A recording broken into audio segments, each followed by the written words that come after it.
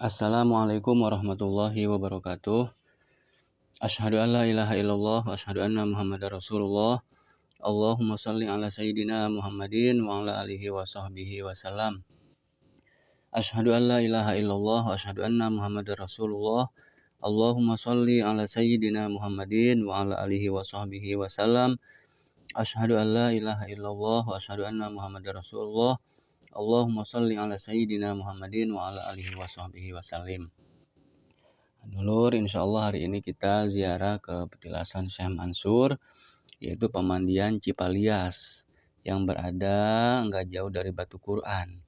Jadi kalau kita mau ziarah ke pemandian Cipalias itu sama arahnya sama ke Batu Quran, Pandeglang gitu ya. Jadi parkirnya pun sama, cuman kita antar ke belakang lagi gitu. Pemandian Cipalias, kenapa dia namain Cipalias? Nah, kalau bahasa Sunda mah Ci itu kan air ya, Palias itu lewat. Lewat dari apa? Ya waktu Syekh Mansur itu riado di situ diserang sama Belanda tuh tahun 1600-an ya. Kurang lebih 1651. Itu diserang sama Belanda, dibom, itu bom lewat. Lewat baik enggak mampir ke situ tuh bom. Makanya dinamain Cipalias. Jadi lewat dari serangan Belanda. Nah, kalau kita mau ke Cipalias itu pasti di situ insya Allah kita ngelewatin makam Syekh Demang Lancar di situ ya. Itu ziarah di Syekh Demang Lancar. Nah, dulu lanjut kita kemarin udah kita bahas kenapa sholat subuh 2 rakaat. Kenapa sholat zuhur 2 rakaat? Kenapa sholat asar? Kenapa sholat zuhur 4 rakaat? Kenapa sholat asar 4 rakaat? Nah, sekarang kita lanjut kenapa sholat maghrib 3 rakaat. Kenapa sholat maghrib dilaksanakannya jam 6, kira-kira jam 6 sore.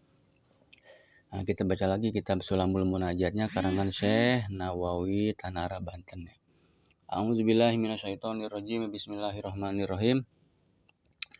Wa awwalu man sholal maghrib Isa alaihi salam. Jadi yang pertama sekali melaksanakan sholat maghrib itu Nabi Isa alaihi salam hina kharaja min baini qaumihi, ketika Nabi Isa itu keluar dari kejaran kaumnya. Kapan tuh? Wa huwa hina gurubi syamsi. Nah, keluar dari kejaran musuh itu selamatnya itu ketika waktu surup sarangenge, waktu surup matahari, kira-kira jam 6 maghrib itu.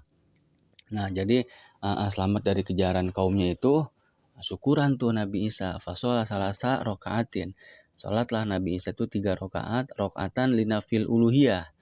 Jadi Nabi Isa itu syukuran rakaat yang pertama linafil uluhiyah, menafikan sifat ketuhanan yang ada di badan Nabi Isa. Jadi aku ini bukan Tuhan gitu ya. Tuhan itu hanya Gusti Allah gitu.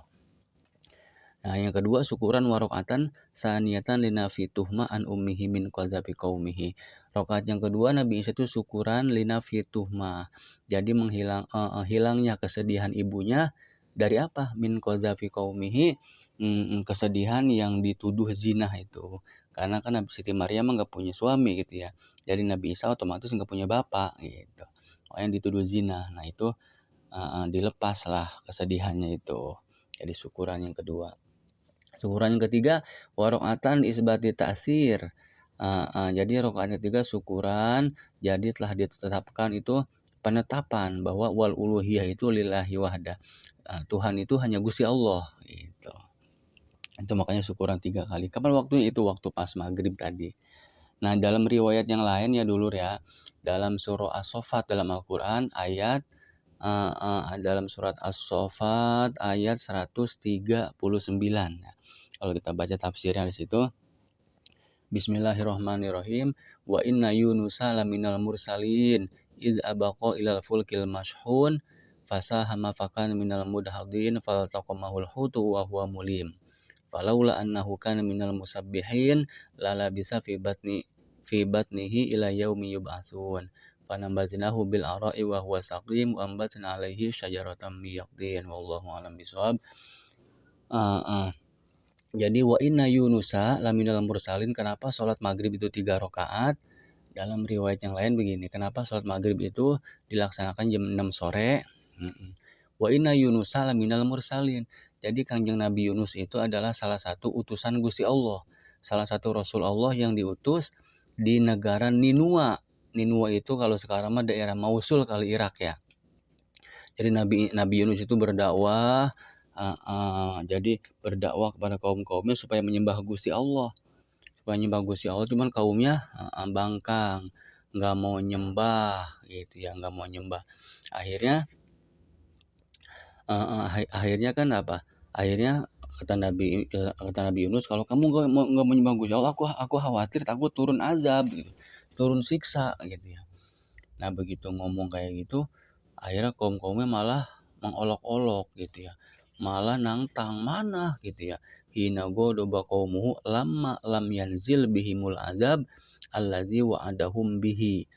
Nah ketika kaumnya mengolok-olok azab mana gak turun-turun gitu ya, akhirnya kanjeng Nabi Yunus ya pergilah gitu ya, pergi maksudnya nyari jalan keluar, gimana caranya biar mau beriman, bagaimana caranya biar jangan turun azab gitu ya. Akhirnya berangkatlah. Nah sampai ketemu lautan, pinggir laut. Nah kebenaran ada perahu gitu ya. Akhirnya kanjeng Nabi Yunus naik farokiba safinah gitu ya. Begitu udah naik perahu, di tengah-tengah laut itu ada angin topan, badai, puting beliung gitu. Jadi ada badai di tengah laut. Nah begitu ada badai, akhirnya tuh barang-barang dilemparin, diturunin karena berat. Faqafat fi lajjatil bahri gitu ya. Karena perahunya itu diem, nggak bisa jalan lagi, berat gitu ya, terombang ambing doang adanya gitu ya. Akhirnya khawatir itu semuanya kaum. Nah barang-barang dilemparin, masih nggak mau jalan juga tuh inian kapalnya. Akhirnya kata nahkodanya, faqalal malahun huna abdun abikun min sayyidihi. Nah ini pasti ini ada seorang abid yang lari dari tuannya ini nih, lari dari tuannya ini, dari sayyidnya nih. Ya udah gitu aja mah, kalau gitu mah tazharuhul qaraatu itu. Akhirnya udah kita undi aja, siapa yang kira-kira yang keluar namanya bakal dilemparin ke laut gitu ya. Akhirnya fasahama fakana minal mudhadin. Jadi diundilah nama satu orang tuh, ditulis terus dikocok siapa yang keluar. Nah begitu dikocokkan pertama yang keluar Nabi Yunus. Aduh Nabi Yunus yang keluar, coba diulang. Yang kedua, yang keluar Nabi Yunus juga. Ulang lagi sampai 3 kali, dia kocok lagi, yang keluar masih Nabi Yunus juga. Ya akhirnya mau nggak mau gitu. Akhirnya faltaqamahul hut wa huwa mulim. Nabi Yunus dilemparin lah ke laut. Fasahama lafakana minal mudhadin faltaqamahul hut wa huwa mulim. Itu kanjeng Nabi Yunus ya, dalam keadaan tercela gitu ya. Itu kanjeng Nabi Yunus itu di dalam laut, di dalam ikan nun itu diajak keliling, diperintahin Gusti Allah, diajak keliling semua lautan sedunia. Ya mungkin nyampe ke laut Ancol juga kali ya, sampai ke laut Pulau Panggang juga, mungkin ke Pulau Seribu gitu ya. Itu Nabi Yunus itu baru baca tasbih az-zakirina bi qaulihi katsiran fi batnil hut la ilaha illa anta subhanaka inni kuntu minaz zalimin. Nah, andai kata nggak baca tasbih mah falaula annahu kana minal musabbihin. Andai kata Nabi Yunus nggak baca tasbih, ya udah lala bisa fi batnihi la yaumi yub'atsun. Nabi Yunus selamanya tinggal di perut ikan sampai hari kiamat. Nah gitu.